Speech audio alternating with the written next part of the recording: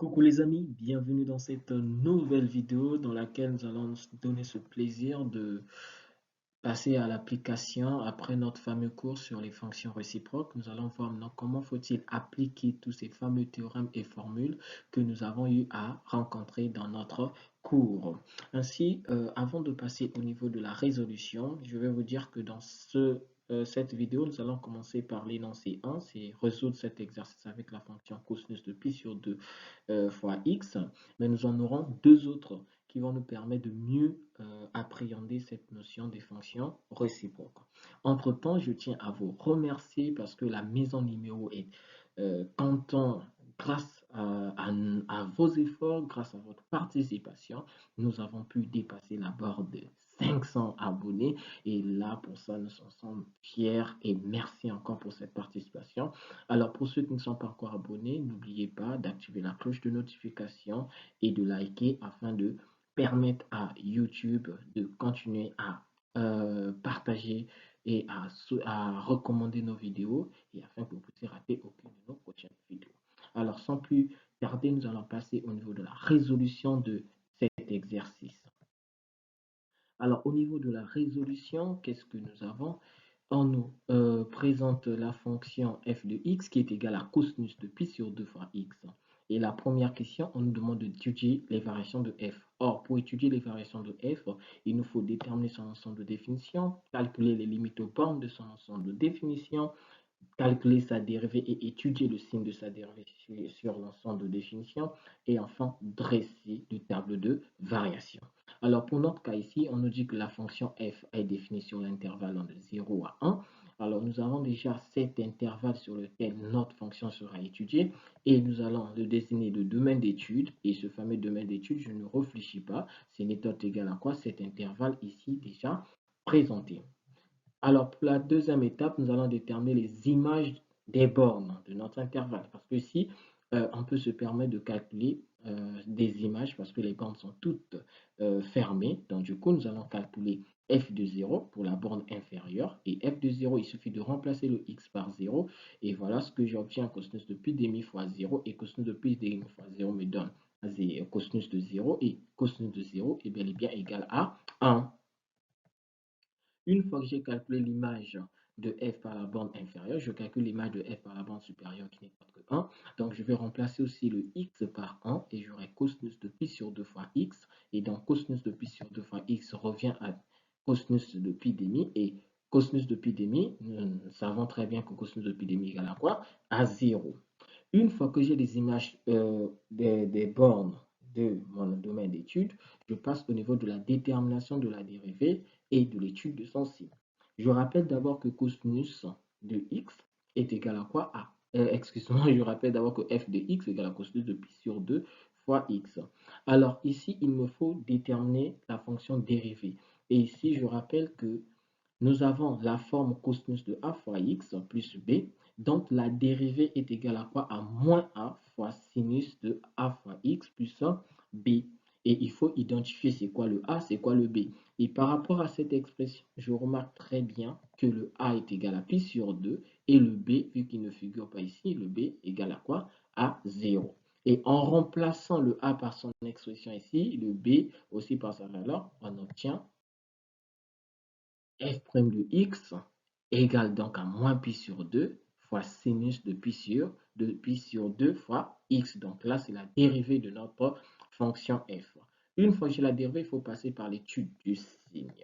Alors, pour étudier le signe de la dérivée, de façon classique, on doit poser cette dérivée égale à 0 afin de déterminer les valeurs de x appartenant à notre ensemble de définition qui annule cette fameuse dérivée encore pour lesquels la dérivée existe.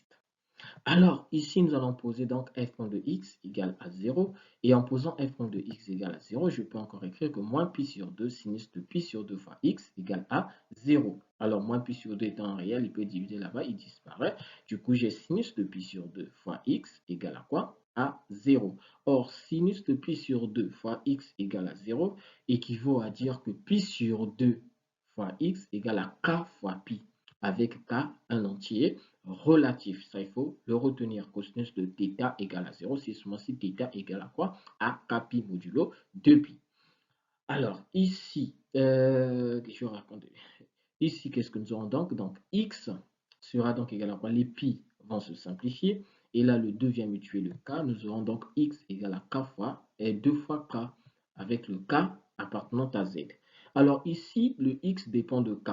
Or, nous savons tous que le x appartient à l'intervalle allant de 0 à 1. Donc, il me faudra déterminer les valeurs de k qui feront à ce que le x puisse appartenir à l'intervalle allant de 0 à 1. Alors, pour ce faire, je rappelle que, or, x appartient à l'intervalle de 0 à 1 et je dois interpréter cet intervalle sous forme d'encadrement, ce qui me permet d'écrire que 0 inférieur ou égal à x, inférieur ou égal à 1. Pourquoi inférieur ou égal? Parce que les deux intervalles sont fermés. Donc, l'intervalle de 0 est fermé, là on a inférieur ou égal. L'intervalle de 1 est fermé, on a inférieur ou égal. Si l'intervalle était ouvert, on devait mettre strictement inférieur. Alors, je vais remplacer le x par 2k. J'obtiens donc 0 inférieur ou égal à 2k, inférieur ou égal à 1. Et en divisant tout l'encadrement par 2, j'obtiens l'encadrement final qui est 0 inférieur ou égal à k, inférieur ou égal à 1 demi. Mais comme k est un entier relatif, quel est cet entier relatif qui est compris entre 0 et 1 sur 2? Il n'y a qu'un seul entier et c'est 0. Et donc, si j'ai pu trouver la valeur de k qui fait à ce que le x puisse appartenir à l'intervalle allant de 0 à 1, cela me permet donc de déduire la valeur de x qui fait à ce que notre dérivée soit nulle. Donc, nous aurons x égale à 2 fois k, or k c'est 0, donc 2 fois 0 c'est 0, donc x est égal à 0. Donc, l'unique valeur qui fait à ce que ma dérivée soit nulle, c'est 0. Donc, pour ce faire, je dresse le tableau de signes de cette fameuse dérivée et j'obtiens, voilà, j'obtiens ce fameux tableau. Et ce tableau me dit quoi? Donc, nous allons de 0 à 1, qui est notre ensemble de définitions. Or, la dérivée, au niveau de son argument, on a pi sur 2x. Donc, je vais encore représenter pi sur 2 ici, pi sur 2x. Or, pi sur 2x, comment faire pour retrouver les valeurs qui sont dans ce fameux tableau? Je vais remplacer le x par 0. J'ai 0. X par 1, j'ai pi sur 2. Alors, dans le dernier tableau ici, je recopie ma dérivée, l'expression de cette dérivée. Et regardez, ici, c'est l'argument de sinus. Alors, je vais voir de 0 à pi sur 2. Quel est le signe du sinus? Lorsque nous observons le premier quadrant du cercle trigonométrique, nous allons vite remarquer que de 0 à 1 et de 0 à pi demi, excusez-moi, le sinus est positif. Mais comme il est multiplié par moins pi sur 2, un nombre négatif ou un nombre positif me donne un nombre négatif, d'où la présence de ce moins qui est ici. Et ici, vous allez suivre, vous allez observer ce comme c'est un 0, c'est le 0 de binôme. Pourquoi? Parce que la dérivée s'annule en 0.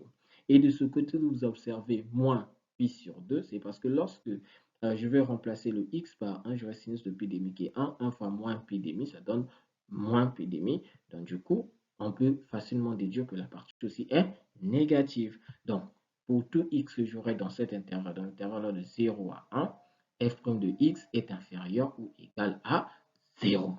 Voilà le tableau de signes. Une fois que j'ai le tableau de signes, je peux alors me permettre de déduire le tableau de variation. Et ce tableau de variation ici présenté, on prend la première partie, c'est la partie du tableau de signes, le tableau de signes de notre fameuse dérivée. Et le deuxième tableau ici, c'est la variation de la fonction. Alors là, c'est mon 0 de binôme, c'est bien. Là, c'est bon, on a déjà représenté ce tableau. Maintenant, de ce côté, comment faut-il compléter? Vous le maîtrisez très bien. Nous avons calculé les images des bornes. Donc, f de 0, on avait trouvé 1, c'est ce qui est là. Et f de 1, on avait trouvé 0. Et comme la dérivée est négative, alors la fonction, elle est décroissante. Voilà terminé avec la première question sur l'étude des variations de notre fonction. Pour la deuxième question, on nous demande de montrer que f réalise une bijection de l'intervalle allant de 0 à 1 vers un intervalle i que l'on va préciser. Alors, si vous vous rappelez du cours, nous avons dit au niveau du cours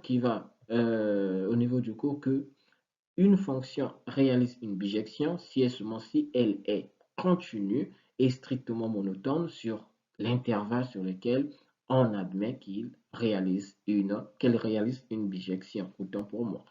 Alors, ce qui revient à dire, nous, en observant notre table de variation, nous remarquons que de 0 à 1, la fonction est continue et strictement décroissante.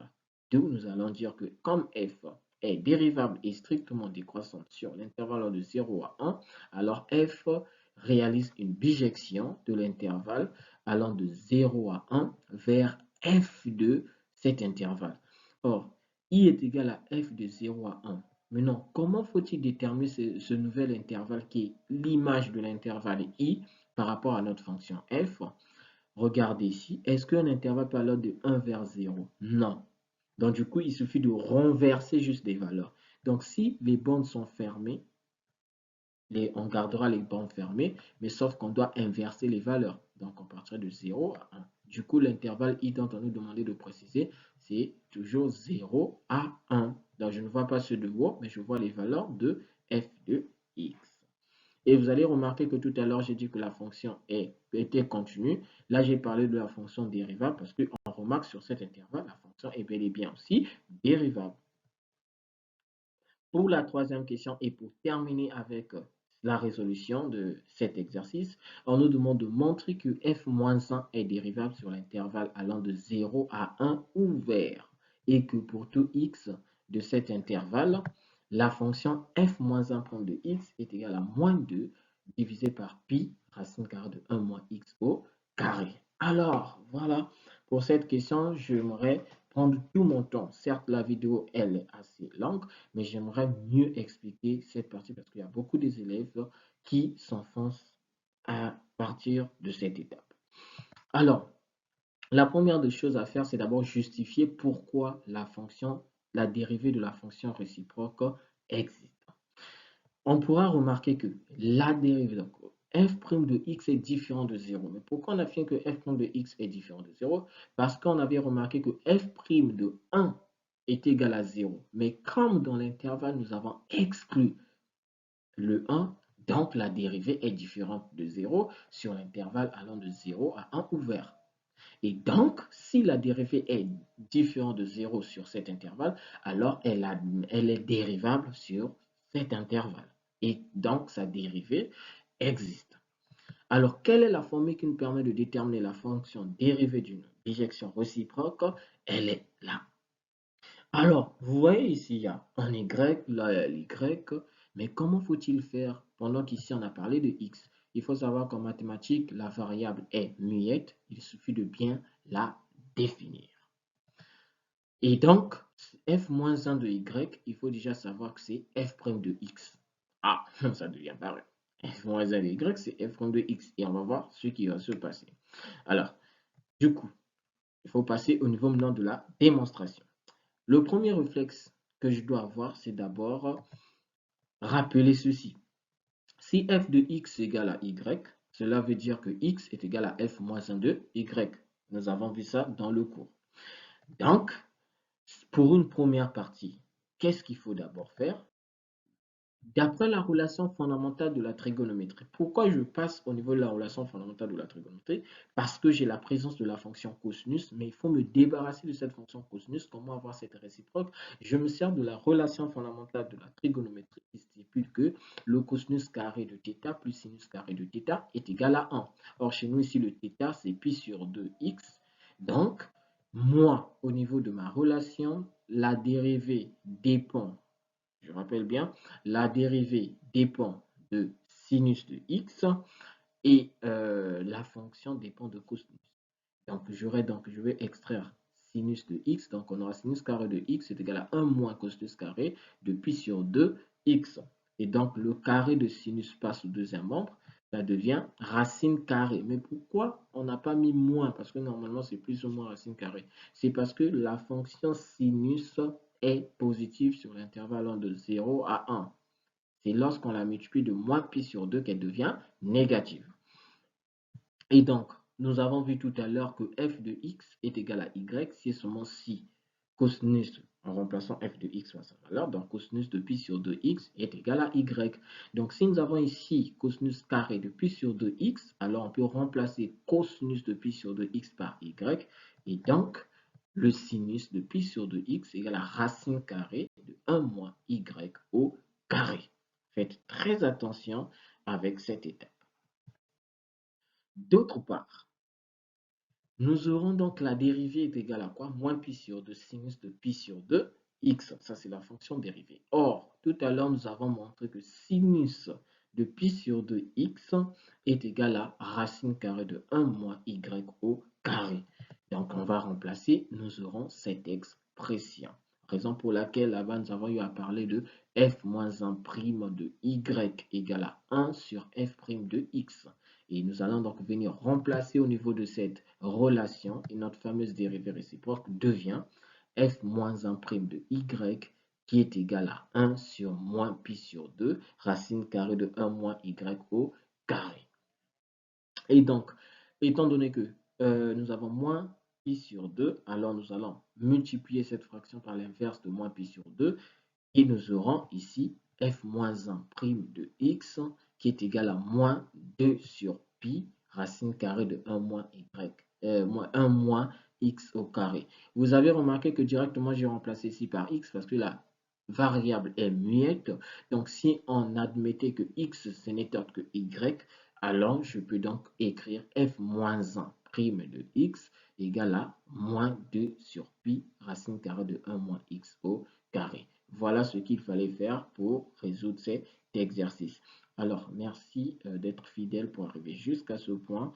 Alors, n'oubliez pas de vous abonner, de liker, d'activer la cloche de notification. À nous revoir pour la prochaine vidéo sur laquelle on va résoudre la deuxième énoncée qui va nous permettre de mieux comprendre encore cette étape. Mais si jamais vous n'avez pas compris, n'hésitez pas à laisser des commentaires et on pourra vous orienter selon vos difficultés. Et il y a la vidéo qui s'affiche là en haut. Vous pouvez voir pour vous rappeler du cours et de l'autre côté, voir la prochaine vidéo. Merci.